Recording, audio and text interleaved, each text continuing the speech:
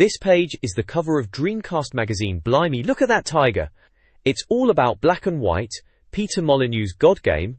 Looks like they're asking if you are ready for some animal magic. Right next to it, big and bold, is Crazy Taxi 2, shouting the Big Apple of Sega's iPlaytest inside. Below that is a preview for Alone in the Dark 4 set in France, saying everyone can hear you scream. And then right at the bottom is Unreal Tournament. It says, move over Quake 2. There's a new King of the Hill. And they've got some screenshots showing flags are flying, heads are rolling and guns are blazing. Down the side, there's a feature list mentioning 18-wheeler, Virtua Fighter 4, Dreamcast, and Conflict Zone. And a little note about exclusive Skies of Arcadia guide. And an autographed WWE merchandise competition. Looks like a packed issue. This page is the contents page for the magazine. Right then, it's shouting about Cheats Unlimited with over 10,000 cheats and tips. Blimey, that's a lot of cheat codes. It lists a massive index of games, going from A to Z, with cheats and walkthroughs. Moving over to the right, it highlights the editorial section, and then the big game, which is black and white, Peter Molyneux's God Game. Remember that one? Underneath is Forecast, hinting at more Dreamcast game previews. And finally, there's Newscast, which seems to be featuring Ill Bleed, that gruesome horror game. Looks like a packed issue, with a bit of everything, for Dreamcast fans.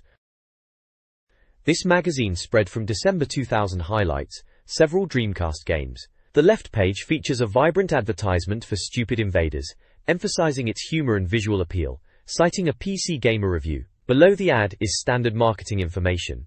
The right page leads with a review of Unreal Tournament, giving it a high score and praising its weapons. The review section then offers a collection of game reviews, including Unreal Tournament, Spider-Man, Confidential Mission, and Stupid Invaders. Finally, Interact, the magazine's interactive section, provides reader content, Q&A, online information, and general gaming features like letters and subscriptions. This page heralds Ill Bleed as an exceptionally gruesome horror adventure. It's a game that elicits extreme reactions described as puke with pleasure scary, with the tagline of wet your pants scary. Think less Friday the 13th and more Weekend at Bernie's.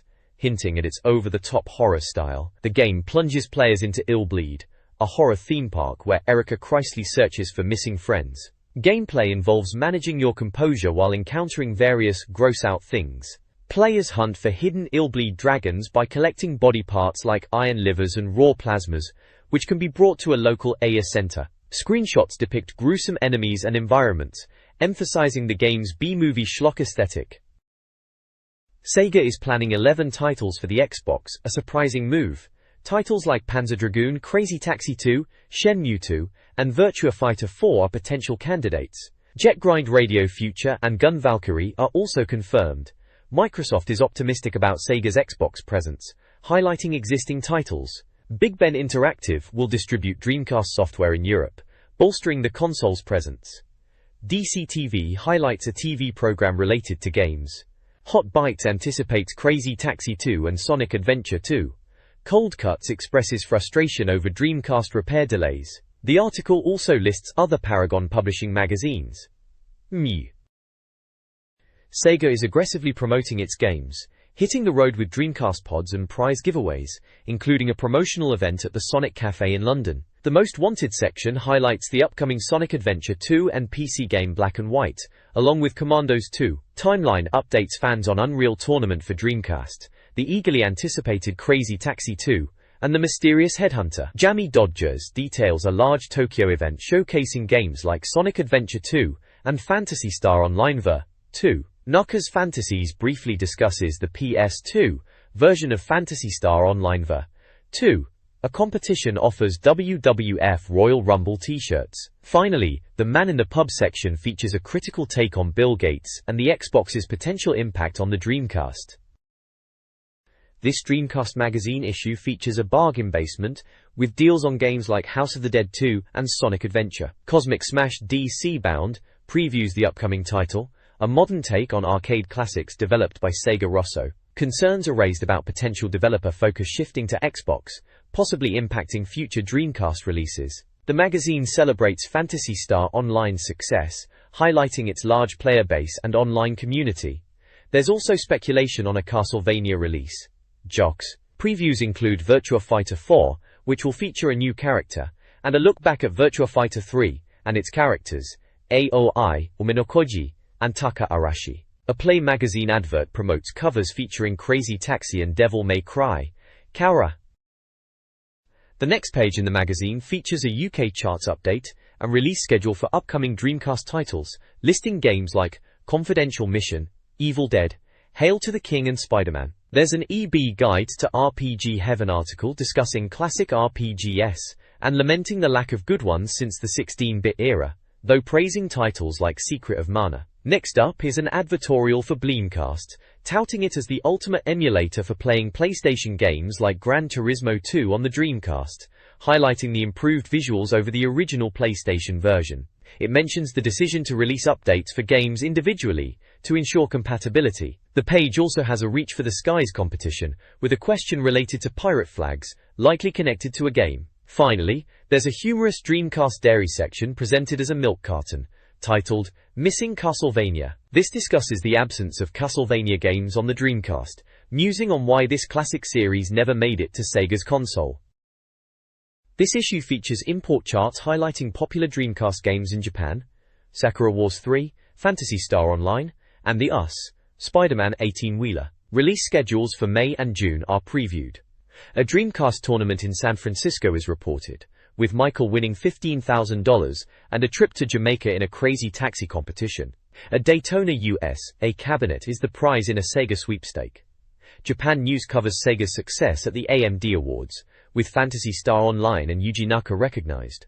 Naka also received a Grand Award for Excellence. US News announces Sega's partnership with Docomo for a Dreamcast Emote service, potentially featuring games like Choo Choo Rocket. Sega is restructuring, resulting in layoffs, detailed in Sega Strikes. Finally, Games Blasted critiques US Attorney General John Ashcroft's stance, blaming video games for violence. The next page showcases a few Dreamcast titles coming our way. First up, it's Virtua Golf, looking like a solid addition to the sports games on the system. They are talking about it being a golfing fanatic's dream, with 2-player modes and those classic photorealistic backdrops Sega are known for. Then there's news on Garou Mark of the Wolves. SNK are bringing this Fatal Fury sequel to the Dreamcast. Looks like classic 2D fighting action with characters like Terry Bogard and Rock Howard. Also featured is Matt Hoffman's Pro BMX. Looks like Activision are bringing this BMX game to the Dreamcast soon. Lastly, there's an advert for TotalGames.net. Looks like a video game website, showing all the consoles they cover, including the Dreamcast of course. This page is previewing Conflict Zone, a real-time strategy game coming to the Dreamcast. It's described as being 18 months down the line, and after over 200% strategy games, the Dreamcast is finally getting a proper real-time strategy game, a genre often overlooked on consoles. They are saying it's about bloody time too.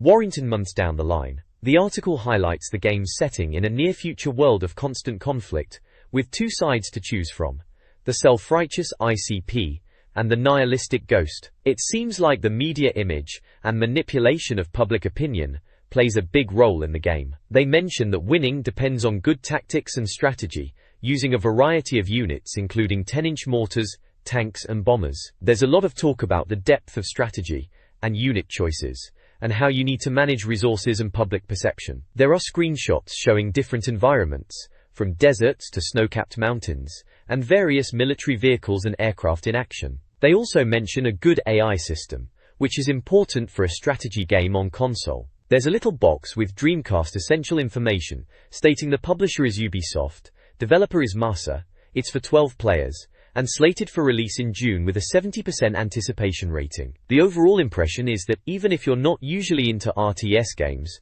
Conflict Zone might be worth checking out because of its novel concept and variety. This is a vintage sales advertisement from Gameplay, promoting discounted Dreamcast games and accessories. The ad highlights, now even lower prices, on titles like Skies of Arcadia, Worms World Party, Half-Life, and Phantasy Star Online. A large alphabetical list of games, from Sonic Adventure to Shenmue, are also featured. The spread promotes pre-orders with free delivery, and lists new releases. Dreamcast peripherals, including joypads, memory cards, and specialty controllers, are also advertised. The ad concludes with the promise of free second-class delivery on all orders, a common feature of mail-order gaming before the digital age. Gameplay was a prominent retailer in the Dreamcast era. This page is a look at Crazy Taxi 2, back when it was just on the horizon. The preview is buzzing about the game moving to a new city, heavily inspired by New York this time, which they're calling New York. New York, bit on the nose, eh? They're promising it's the craziest game ever, and are really pushing the idea that it's more of the same manic taxi action but bigger and better. Morbu. The article quotes someone, a Mr. Hitmaker, saying they've taken all the best bits from the original Crazy Taxi and plonked them in this new city. They're talking up new drivers, new passengers, new moves, and a whole bunch of minigames. Seems they want to keep that same feeling of undiluted madness that made the first game so popular. There are a few screenshots dotted around showing the yellow cabs tearing through the streets. You can see they've kept that distinct Crazy Taxi look, bright colors, arcade feel, and there's that rather eccentric looking chap, illustrated on the right hand side, looks like one of the new drivers perhaps, all smiles and leopard print. They mention the graphics are improved from the first game, with more detailed cityscapes. Overall, it sounds like they're aiming to give fans exactly what they want. More Crazy Taxi, more chows, more fun. Crazy Taxi 2 introduces the usual suspects, a new roster of drivers, Slash, the cool but secretly caring driver, Iceman, the strong and silent type, Cinnamon, the clumsy but well-meaning woman, and Hot, the experienced, cheerful veteran. Each driver has a unique personality to add to the game's chaos. The article emphasizes Crazy Taxi 2's refined gameplay, promising the same addictive experience with improvements. Screenshots showcase classic gameplay elements, including high-speed chases, ramps, and traffic dodging. New additions include direct to the point and sky-high moves, suggesting even crazier stunts. The game aims to deliver more frantic fun with a fresh coat of paint and new features, potentially making it another hit. This page is all about the upcoming Crazy Taxi 2 game. It's billed as a forecast piece, giving us a good look at what to expect. There's a feature called the Great Pyramid, which sounds like a collection of mini-games within the main game itself, boasting 16 of these crazy mini-games. They mention new moves like the Crazy Hop and Crazy Jump, taking the stunts even further. The screenshots show off the vibrant, arcade-style gameplay we know and love, with jumps and cityscapes. We also get a glimpse of the driver profiles, showing off Slash, Iceman, Cinnamon, and Hot, the usual suspects as they are calling them from the previous page. There's a section called Off Your Rocker, dedicated to the music, confirming that the rock riffs from bands like The Offspring, Brand 3000, Puffy, and Fantastic Plastic Machine will be in the game, aiming to amp up the whole crazy cabbie experience. Finally, there's a big Dreamcast logo, with an anticipation rating of 95%, and quotes raving about crazy stunts, and claiming it's Dreamcast's defining game and going to be awesome. There's also a cool cartoon character, looking very Crazy Taxi in style, giving a thumbs up. Overall, it's a very positive preview, building excitement for Crazy Taxi 2. The next page offers a preview of Commandos 2, proclaiming it as a proper strategy game for the Dreamcast. It's highlighted as a challenging, in-depth strategy title, harking back to classic games but with a modern twist. The preview emphasizes the stealth elements and tactical depth, stating it's a game where careful planning is key, and mistakes can be costly. Warkinu. There are screenshots showing off the top-down perspective, with both snowy and jungle environments, showcasing the different locales you'll be sneaking around in. A section called Sarge's Heroes introduces some of the playable characters. We have Jack Butcher, the Green Beret who's handy with a knife and uses decoys, René Duchamp, a French resistance fighter and expert spy, Thomas Hancock, the sapper good with explosives, and James Blackwood, a Navy boy adept at underwater missions. It all sounds rather intense, promising a proper thinking man's strategy experience on the Dreamcast. This page continues the look at Commandos 2, branding it as a proper strategy title for the Dreamcast. It seems they're really pushing the strategic depth, saying it's all about careful planning and that mistakes will be punished. They're highlighting how you can rotate the camera to get different views, which sounds useful. There's a section talking about the fun coming from discovering new ways to tackle objectives, like using a sapper to deal with tanks, or a diver to get underwater. Apparently they've made it quite tricky, with a quote saying this game is realistically difficult. Shooting your load next to a military base is not a good idea. They've got a bit called grr about controlling the commandos, mentioning you can control them individually, and even strap grenades to a dog. Blimey. Sarge's Heroes continues introducing the squad.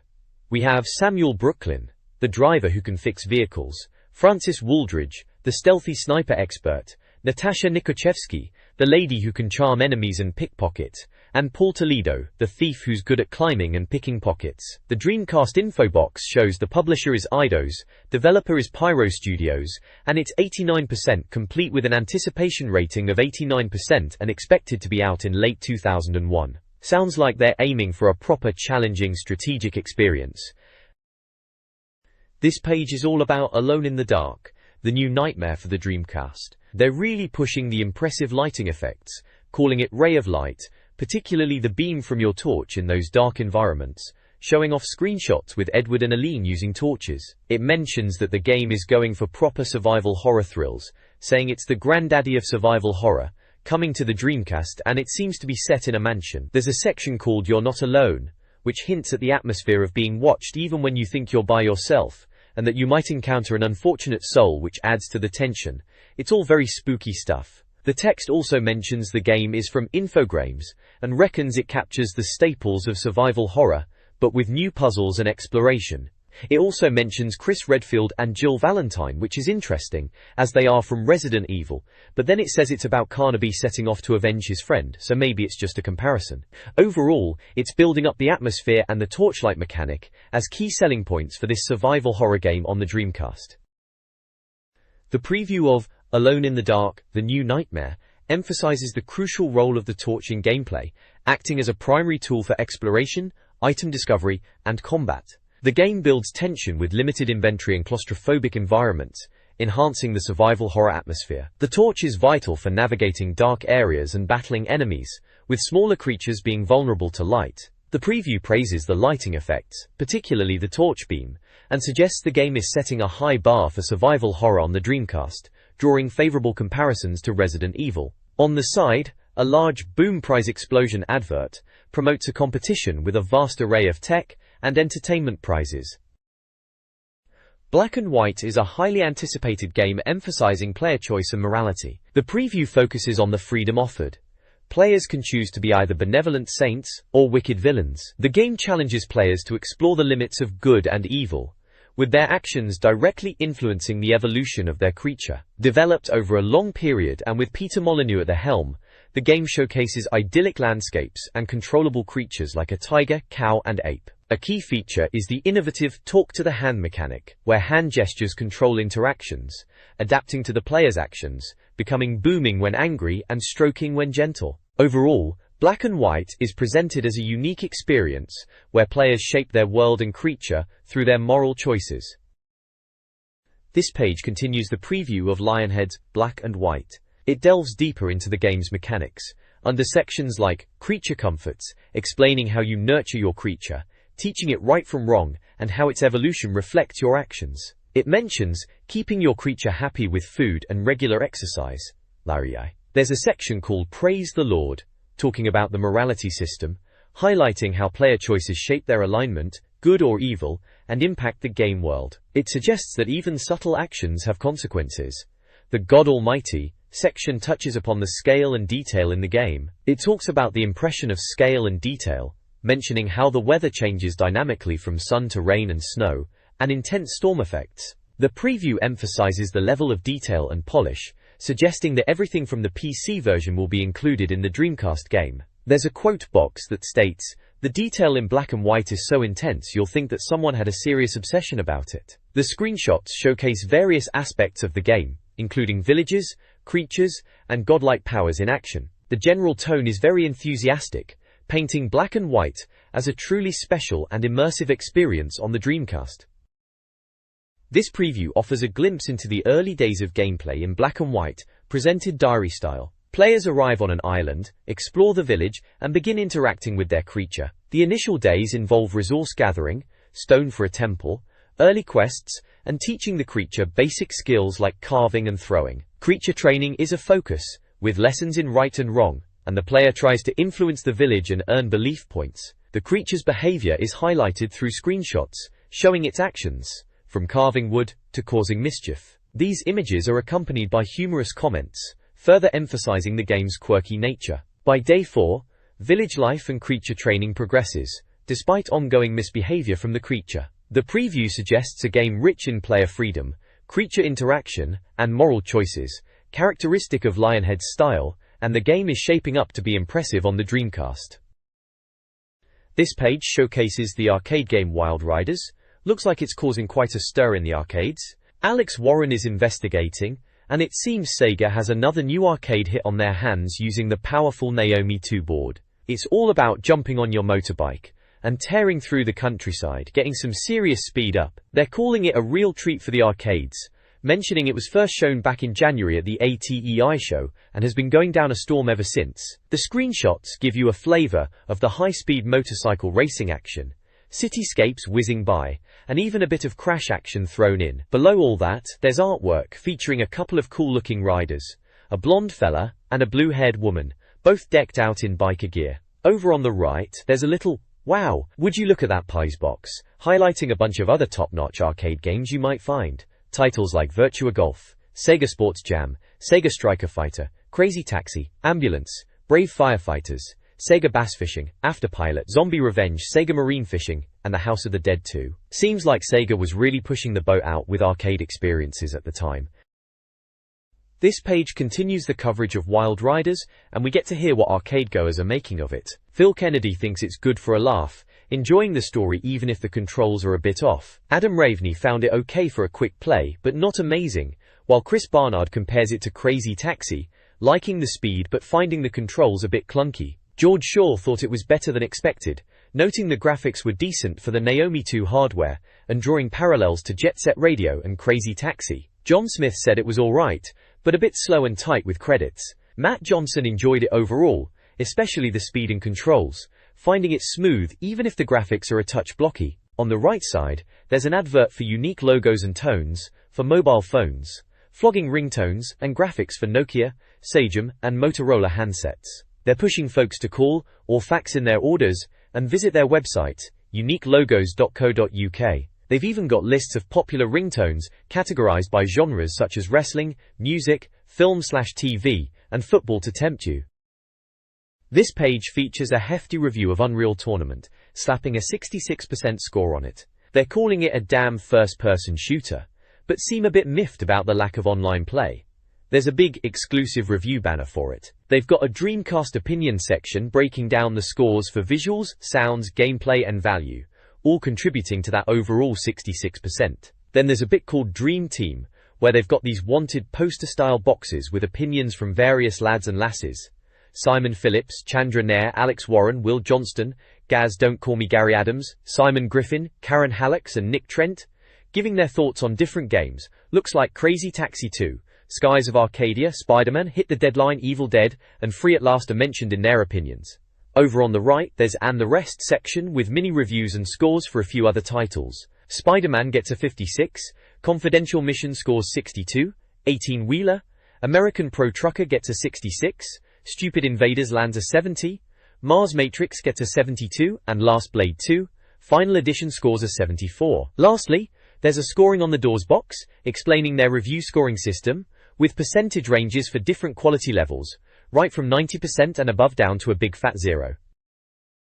This exclusive review highlights Unreal Tournament as the ultimate first-person shooter for the Dreamcast, promising non-stop action and intense multiplayer fragfests. The game aims to surpass previous PC versions for the console audience. While acknowledging the Dreamcast version might not match the PC's power, the review emphasizes its appeal to Dreamcast owners seeking a solid multiplayer experience. The review notes the importance of weapons, secondary fire modes, and environmental tactics.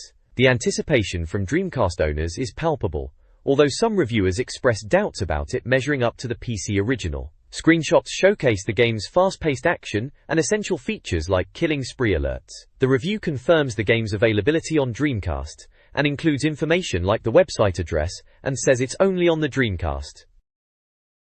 The next page of the magazine continues the review of Unreal Tournament, calling it Fraggle Rock, and highlighting its status as a top-tier first-person shooter. It talks about how it's aiming to be the best of the best first-person shoot-'em-up games. They reckon that casual gamers might see similarities to Quake 2i Arena, with the core gameplay loop of running around arenas and fragging people. The review mentions Classic Deathmatch and Capture the Flag modes, as well as other modes like Domination, which are said to offer varied gameplay styles. There's a bit of a downer though, as it stated that despite assurances that Unreal Tournament would definitely be playable over the net, Infogrames has removed the option completely, which is a proper shame for online play. The Who's the Daddy section discusses the game's weapons, mentioning the Enforcer handgun is now more useful and the Impact Hammer is very cool. They praise the weapon choices and the strategic depth they offer, especially the secondary fire modes.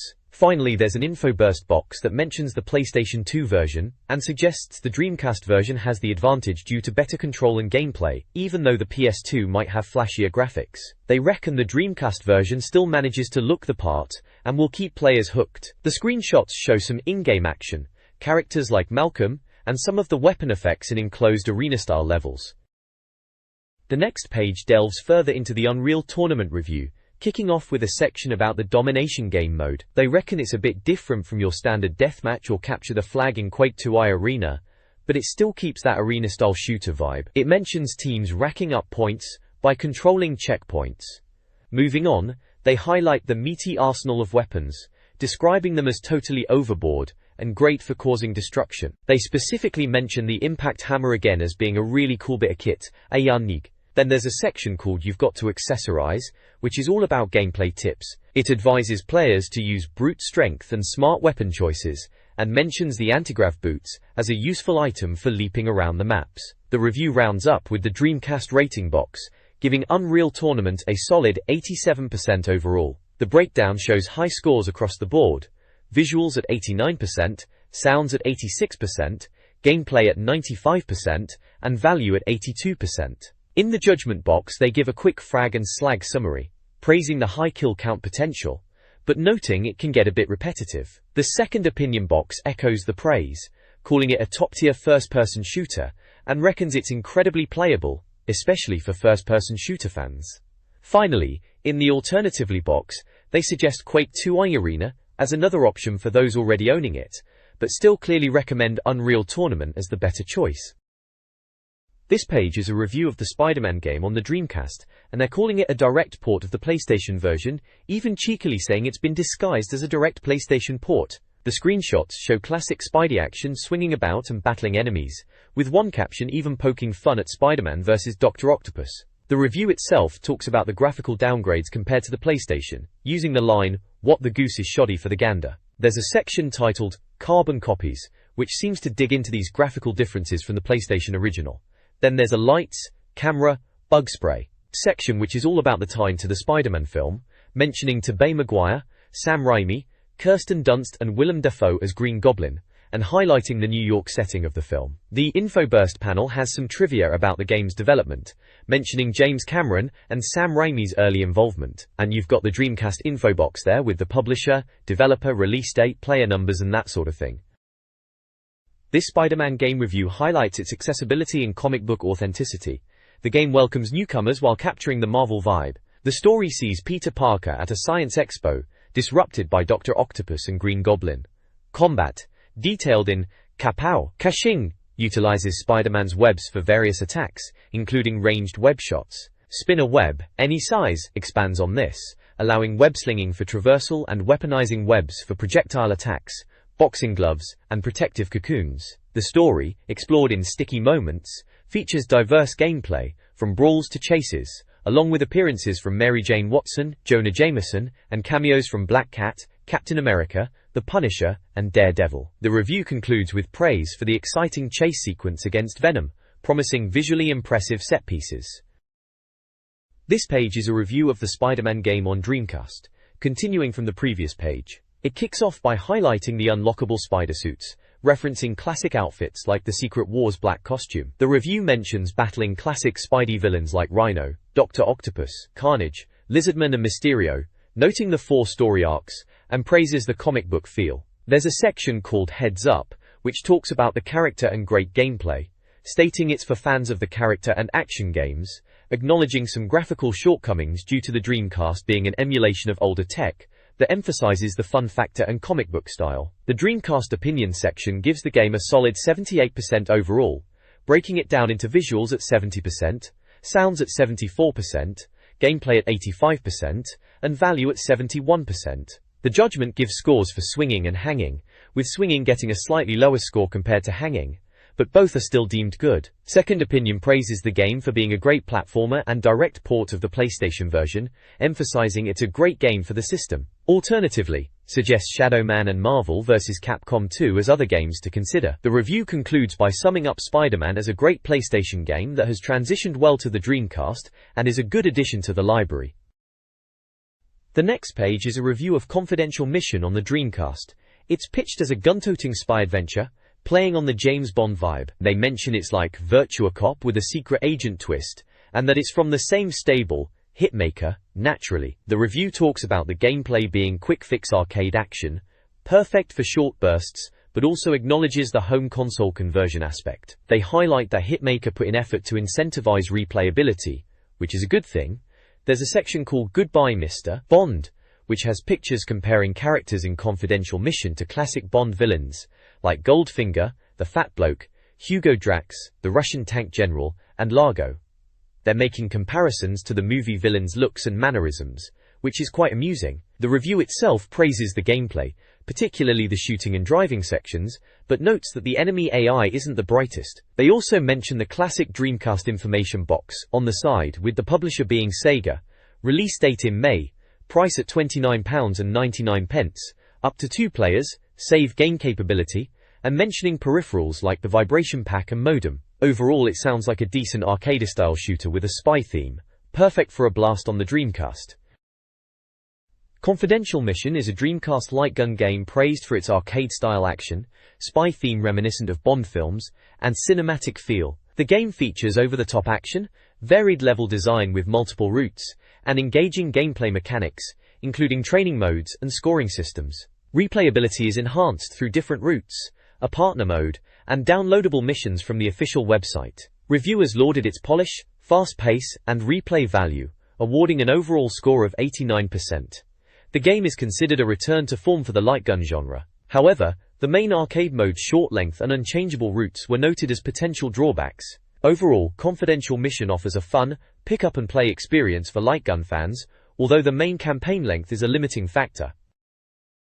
This page is a review for 18-wheeler, American Pro Trucker, on the Dreamcast. It's positioned as a fun arcade conversion from Sega, capturing the over-the-top nature of the coin-op. The reviewer seems to enjoy it, highlighting the pick-up-and-play nature, and the various truck types available, including big rigs and tankers. They mention the objective is to deliver cargo across the US, battling rival truckers, and time limits. The screenshots show in-game action, including speedometer views, highway driving, and different locations. The review text emphasizes the game's accessible gameplay and the thrill of hitting the highway and overtaking rivals. There's a mention of a 48cm steering wheel peripheral, suggesting it's intended to be a proper arcade experience at home. The overall impression is positive, describing it as both looks the business and plays like a dream. An info burst panel on the side breaks down the game's features, mentioning fancy arcade cabinets, diverse trucks, 5 distinct states, and the need to drive like a real trucker. It's a solid, positive review for this arcade port on the Dreamcast. The next page is an advert, this time for P2 magazine. It's pushing itself as the ultimate magazine for the ultimate games machine, which is clearly the PlayStation 2, as it says the PlayStation 2 is here. Can you handle it? The magazine cover shown features Stuntman, Crazy Taxi, and Extermination. Looks like they are promising world-exclusive coverage of Stuntman. It's saying that P2 is the only magazine you need, and the 8th issue is out on April 26, 2001. It also lists features like in-depth PS2 reviews, news, previews, and DVD reviews too, saying it's unbiased and from well-respected writers, all wrapped up in a stylish design, and is on sale out now from all good newsagents. Looks like they are trying to pull in readers from the Dreamcast crowd to the new PlayStation 2. This review covers the Dreamcast game Stupid Invaders, a point-and-click adventure by Ubisoft. The game, based on a cartoon, features quirky humor with adult jokes, warranting a parental advisory. The review gives it a positive dumber rating, praising its silly story, oddball humor, and puzzles. Second opinion highlights its PC-style gameplay with good graphics and sound, though it's deemed a bit easy and short. Pengta. The game, based on a French cartoon, includes voice acting from the show and requires 2 grand ROMs. The review awards an overall score of 74%, with high marks for visuals, 94%, and sound, 88%, but lower scores for gameplay, 63%, and value, 65%. The review suggests alternatives like The Nomad's Soul and Rayman 2, The Great Escape. The game's visuals closely resemble the cartoon, with screenshots showcasing the characters. Mars Matrix for Dreamcast is a frantic, old-school shoot-'em-up, praised for its addictive gameplay and core mechanic of using collected gold as a shield. The game received a 74% overall rating, with strong scores in gameplay, 85%, and value, 72%, though visuals and sound lagged. Reviewers appreciated its constant action and the mosquito system, though it may not surpass other 2D shoot-'em-ups. A second opinion reinforces its well-crafted and challenging nature, emphasizing its appeal to genre fans and high replay value. Gunbird 2 is suggested as a strong alternative. The review also recommends exploring retail shops, specializing in Dreamcast games for purchasing games, hints, and unlockables. This page features a review for Last Blade 2, Final Edition on the Dreamcast. The review starts by acknowledging Senk's pedigree with games like Fatal Fury and King of Fighters, but immediately addresses the rather blocky graphics, stating frankly that for a Dreamcast title, it's not the prettiest. However, the review suggests that if you can look past the visuals, there's a good 2D beat-em-up experience to be had, emphasizing the satisfying combat and interesting character roster. The InfoBurst panel confirms Senk's background and their pedigree in fighting games. The review mentions that Last Blade 2 doesn't quite bring anything revolutionary to the genre, implying it's a solid but not groundbreaking title. There's a quote highlighted that sums up the reviewer's overall impression. In this day and age when beat-em-ups need that extra spark to get noticed, Last Blade 2 just shrugs its shoulders and mutters, "I can't be arsed." This suggests a certain lack of ambition or innovation, despite its competency. The Art for Art's Sake section praises the game's art style, noting the detailed animation and variety in character designs. The Dreamcast opinion panel gives Last Blade 2 a rather low overall rating of 39%. The individual scores break down as visuals at 54%, sound at 51%, gameplay surprisingly low at 36%, and value at 33%. The review is written by Martin Mathers. The page also includes some screenshots showcasing the game's characters in action. The next page is the contents page of Interact Dreamcast Magazine. Right in the middle are two anime-style characters. Looks like they are from a featured game, but it's not explicitly stated here. GA. Up top there's a Stuff and Nonsense section, page 106, about useful peripherals for your Dreamcast. Then there's a preview for Skies of Arcadia, on page 88, encouraging readers to check it out. Down at the bottom it lists the regular sections of the magazine: Mailbox, Reader Reviews, Jet Set Radio, Directory, Dream On, and Dream Moment. Looks like Jet Set Radio is getting some coverage in the Reader Reviews section, must be something good there. The Interact Mailbox section of the magazine features reader letters and questions about the Dreamcast. A contest offers Dreamcast prizes for the best letter. Readers discuss the console's continued relevance after Sega discontinued production, highlighting upcoming games like Crazy Taxi 2 and Virtua Tennis 2. Dreamcast's popularity in Holland is noted, praising games like Crazy Taxi and Fur Fighters. Piracy is discouraged, with encouragement to purchase games like Sonic and Crazy Taxi. Positive comments on the Dreamcast and its games, including favorites like Shenmue, are shared. Readers also inquire about a faulty keyboard, and a discussion on Quake 2 iArena includes multiplayer details and an upcoming Quake Arena 2. Shortcuts features brief, humorous reader comments. This page features Dreamcast game reviews. Oliver Scott enjoyed Jet Set Radio, 85%, praising its skating and graffiti. Stephen Shepard liked Vigilante 8, Second Offense, 93%, highlighting its explosions. Sean Reynolds was very impressed with NFL 2K1, 97%, calling it a wow. Gareth Wilkes found Shenmue, 65%, visually stunning but slow-paced. Advertisements include a Mad Catz DreamPad controller and an Inspector Cheats service with numerous game cheats. A GameStation ad offers trade-ins and purchases for Dreamcast games, showing cash values and images of the console and controller. This text reviews the Dreamcast's online capabilities, a cutting-edge feature at the time. It highlights various websites across categories like Spend a Penny for Penny Arcade, film sites for Shrek and the Samuel L. Jackson fan page, and music sites dedicated to Britpop, Gorillaz, and Stereophonics. The article also features political sites, comedy content like Bottom and Alan Partridge fan pages, and a weird section with tacky mail and puzzle sites. Additionally, there's a KFC competition offering Cartoon Network prizes, and an advertisement for a Dreamcast game helpline providing cheat codes and tips. The article concludes with a guide to using the Dreamcast's shoulder buttons for web browsing. Dreamcast Solutions features cheat codes and tips for several games. Army Men. Sarge's Heroes unlocks characters, modes, and level passwords. Snowcross Championship Racing unlocks tracks, leagues, and vehicles. Unreal Tournament provides invincibility, maximum ammo, and level skip codes. Fighting Vipers 2 unlocks characters and costumes through arcade mode achievements. Daytona USA 2001 unlocks cars by completing specific modes, and possibly the Javelin after 100 hours of play. Finally, Explorer device codes are included for Dead or Alive 2, Sega GT, and Aerowings 2, providing cheats like infinite health and starting with money.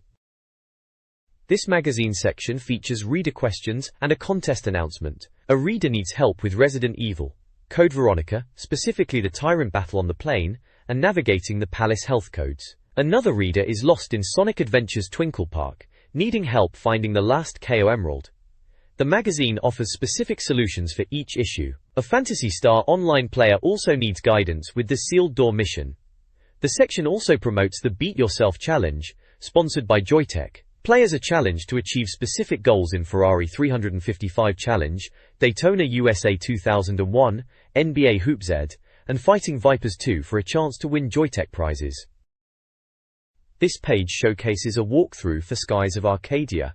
At Cracking RPG, It starts off with a bit about moonstones, these collectible items that come in different colors and give your characters special skills a neat touch. Then there's a section explaining the Spirit Points, or SP, system, how you build it up in battle to unleash those powerful special moves. Smart mechanic that. Warrington Knee. The main part is the walkthrough itself, Chapter 1, dubbed Back to Base. It guides you through the early bits after the game kicks off, talking about battling Valiant soldiers and finding Alfonso. It mentions running into Vice and Ayeka and getting into scraps with those blue rogue blighters. The screenshots show bits of the game in action, combat and talking to characters. Down the left there's a quick rundown of the game controls, standard stuff really. Right at the bottom, it's Dreamcast Magazine issue 22 if you're keeping track. Good game, Skies of Arcadia, shame it never got the wider recognition it deserved back in the day.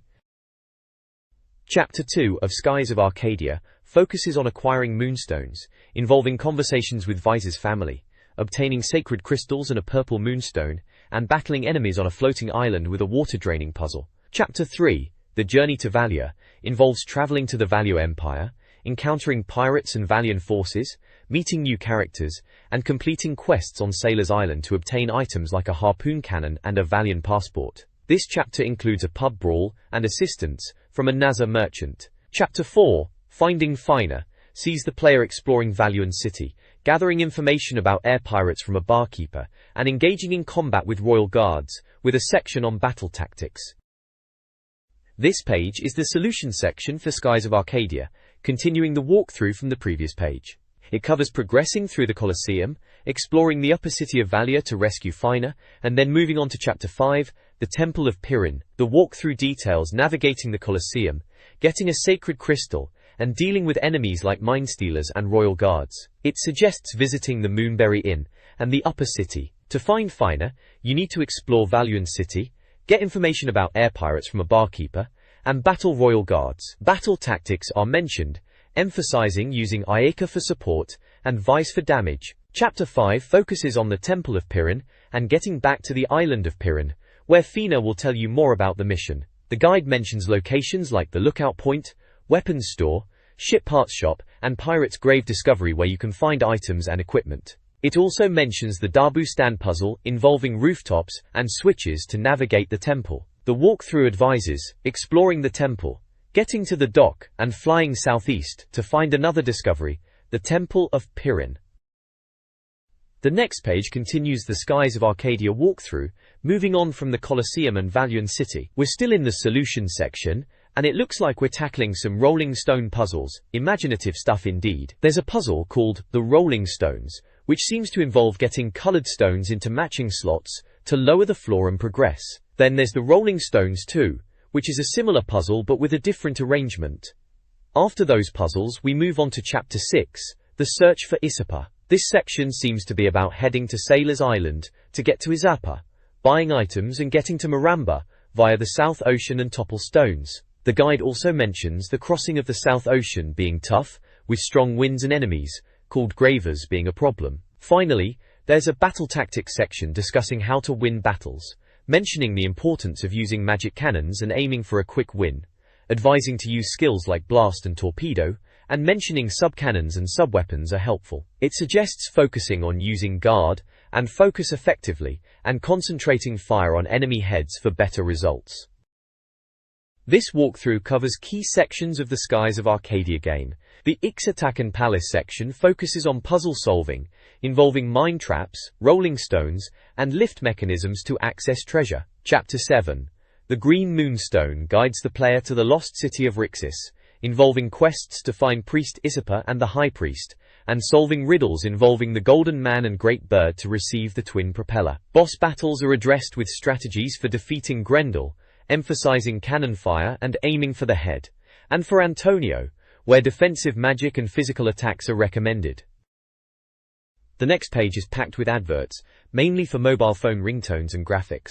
There's a big advert promoting Rock Your Nokia and Motorola and Sagem phones, with downloadable content like ringtones and graphics. You've got lists of top 20 tones and top tones, football songs, even Lover's Corner ringtones. There are also sections for film/TV, music, football, cars, Celtic symbols and tunes and games, all for downloadable graphics and sounds for your mobile. Buried amongst all this is a small advert for Cheapest Games Online, which lists a few Dreamcast titles you could pick up. They mention games like Soul Reaver, Army Men, Plasma Sword, Super Runabout, Sega Rally 2, Virtual Fighter Double Impact, Capcom vs SNK, Half-Life, Headhunter, and World. It's basically just a price list for these games from an online retailer at the time, Takeout. There are also other adverts on the page, including one for Give Me Condoms, Dreamcast Web Directory, Cheats Unlimited, and something called Forbidden Knowledge, which looks a bit dodgy,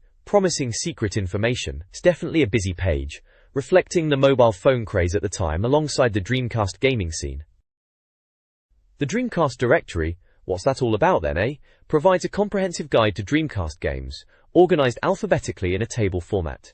Each entry features icons for player numbers, VM compatibility, online play, and peripheral support, along with a magazine review and rating. A genre key helps categorize games like action/adventure and sports. The directory includes Say We Say snippets offering concise game reviews. Notable examples include high ratings for Aerowings 288%, Crazy Taxi 87%, Jet Set Radio 87%, and Marvel vs. Capcom 289%. Mixed reviews are given to games like Blue Stinger 61% and Fighting Force 2 61%. The directory serves as a helpful resource for potential buyers, offering a quick overview and ratings to aid in game selection. This Dreamcast directory continues reviewing games, organized alphabetically. The Best of Genre section highlights top picks: Resident Evil, Code Veronica, Action Adventure, Soul Calibur, Beat 'em Up, MSR, Driving/Racing, and Choo Choo Rocket, Party Puzzle. Remember to choose wisely as you can't buy every game. The most played section reviews several titles. Crazy Taxi 2 gets 73%, Confidential Mission 85%, Spider-Man 86%, Comics Crisis on Infinite Earths 82%, Preacher, Dead or Alive 86%, and Star Wars X-Wing Rogue Squadron, Mandatory Retirement 74%. Further genre highlights include Starlancer, Shoot 'em Up, Tony Hawk's Pro Skater 2 Sports, and Hidden and Dangerous, Strategy/Simulation. This Dreamcast directory features game reviews and an import game list.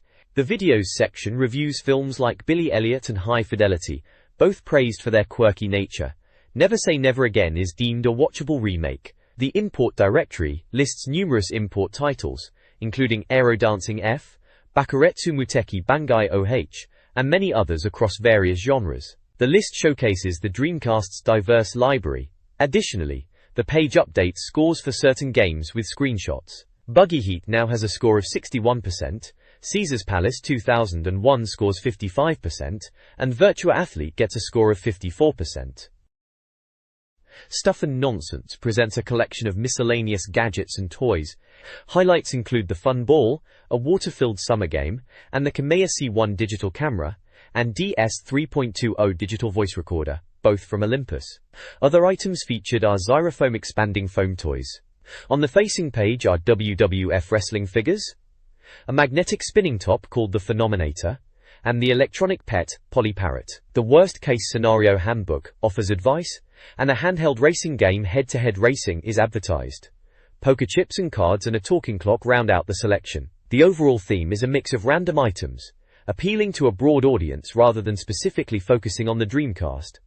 Dar.